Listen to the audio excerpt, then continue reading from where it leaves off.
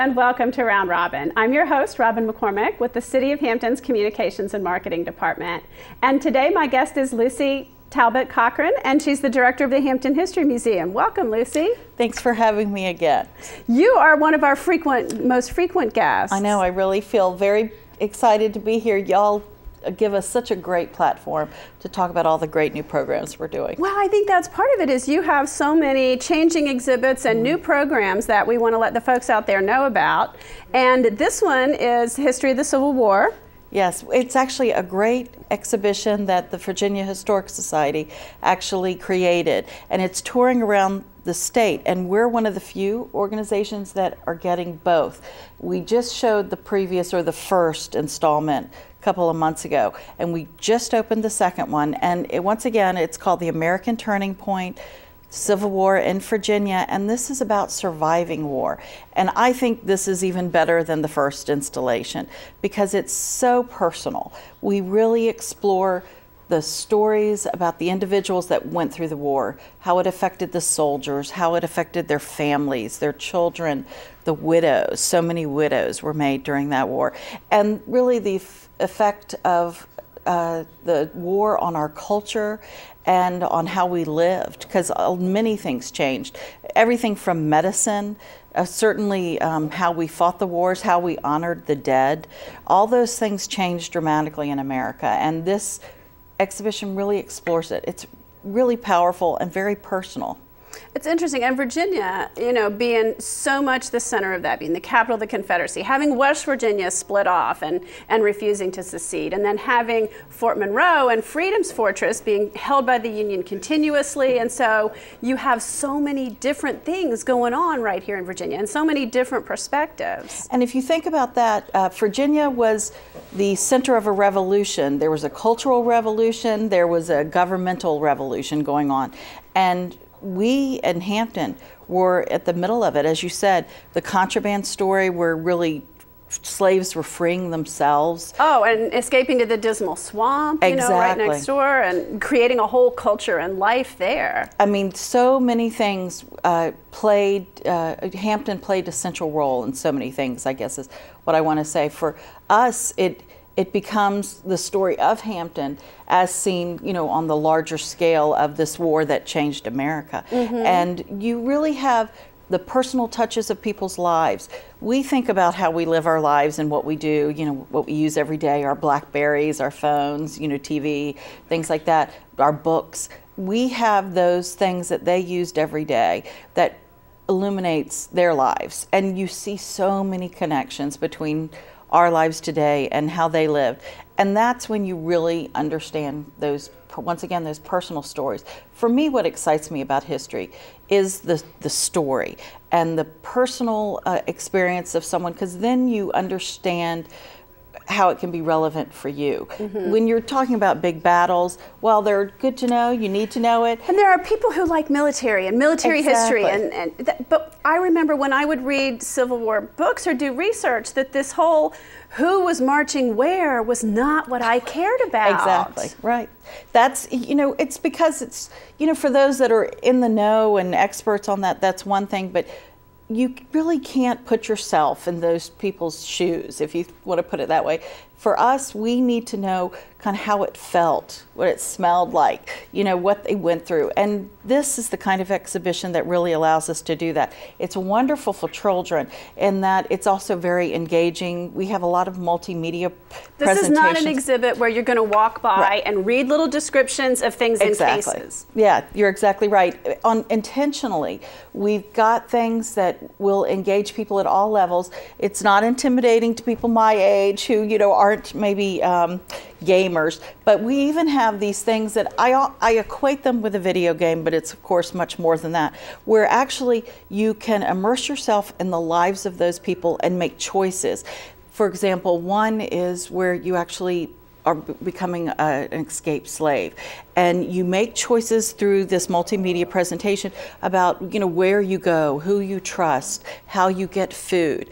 And it really, once again, as we were saying, brings to life those personal stories that make us understand that point in time, what was changing in America, It really is an educational opportunity for, I think, history, but it also makes us think about history differently, which is what we're all about at the museum right now. Because history shouldn't be passive, as you were saying. It shouldn't be something you just read. It shouldn't be about remembering dates or names. It should be about what happened and what it means to us today. And I think this exhibition does that really well. It poses questions, because really, that's how we learn. You don't learn about answers, really. You learn about questions, and then they make you think, and then you think, what does this mean to me today? And that's really what we're doing with the exhibition. That sounds really exciting. Now, this exhibition is going to run through when? How long do I have to come see this? Through the end of April, okay. April 28th. That's not a rush, but it's a nice long time. And it's time also when parents could plan to bring kids or scout groups or, you know, homeschool kids, anything. And, you know, this is an important time to look back. It's really not that long ago when this happened, if you think about it.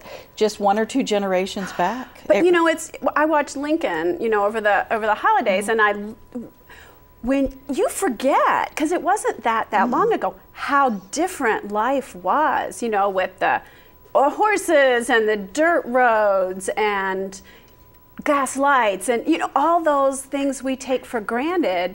And so to immerse yourself in remembering, boy, just day to day their life was hard. Then you layer on war or deprivation or, you know, lack of food, and oh my gosh. And of course, most of us know that, you know, Hampton was burned, and you know, Hampton forever changed after this war. And the people that lived here, of course, we had many new neighborhoods growing up. We had the contraband neighborhoods that really grew up after the war, where people actually had their first homes. They had places that once they walked through that threshold of the home they built, they were free for the first time. And that's a powerful thing if you think about it. So for Hampton to come see this, think about the fact that it's 150 years since the Emancipation Proclamation.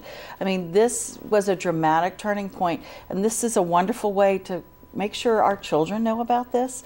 You know, it's easy to forget things as we kind of move forward so quickly in this world we live in. So I think it's good to pause and really think about how lives have changed and what we went through to change them.